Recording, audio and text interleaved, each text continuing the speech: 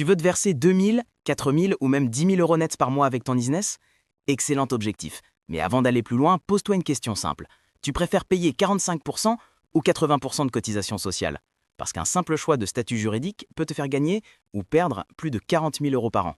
Et dans ce podcast, je vais t'expliquer qui paie vraiment le plus entre la SASU et la URL, avec des chiffres concrets. Si tu te trompes, tu peux littéralement brûler ton argent. Pour comprendre, regardons comment ces deux statuts fonctionnent. D'abord, la SASU. En SASU, tu es assimilé salarié. Ça veut dire que tu cotises comme un cadre, cotisation salariale plus cotisation patronale. Résultat, environ 75 à 80% de charges sur ce que tu te verses en net. Et malgré ce taux énorme, tu n'as pas les avantages d'un vrai salarié. Pas de chômage, pas de congés payés, pas de code du travail. En résumé, tu payes comme un salarié sans les avantages d'un salarié.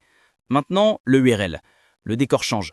En EURL, tu es travailleur non salarié affilié à la sécurité sociale des indépendants. Et là, tes cotisations tournent autour de 40 à 45%. C'est presque moitié moins.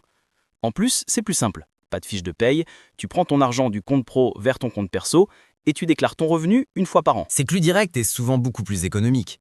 Parlons maintenant d'un point crucial que beaucoup ignorent, le chômage, l'ARE. Si tu touches cette aide, la différence est énorme.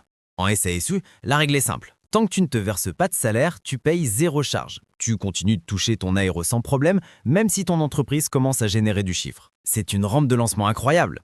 En EURL, c'est l'inverse, et c'est un piège. Tu devras payer des cotisations minimales même si ton revenu est à zéro. Et ça commence dès le premier trimestre. Rien que ce détail peut changer complètement le statut le plus avantageux pour toi au démarrage. Passons aux chiffres concrets.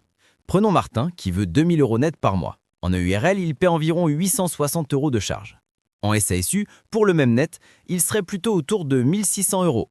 Résultat, plus de 8200 euros de différence par an. Maintenant, imaginons que son business décolle et Martin vise 10 000 euros net par mois.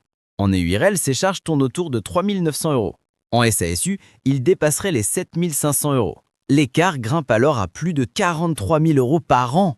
Tu préfères donner cet argent à l'URSSAF ou l'investir dans ton business? Pourquoi un tel écart? C'est simple, la SASU cumule cotisations salariales et patronales. Et une fois que tu dépasses environ 3 fois le SMIC, une grande partie de tes cotisations devient de la solidarité. Tu payes, mais tu n'achètes aucun droit supplémentaire.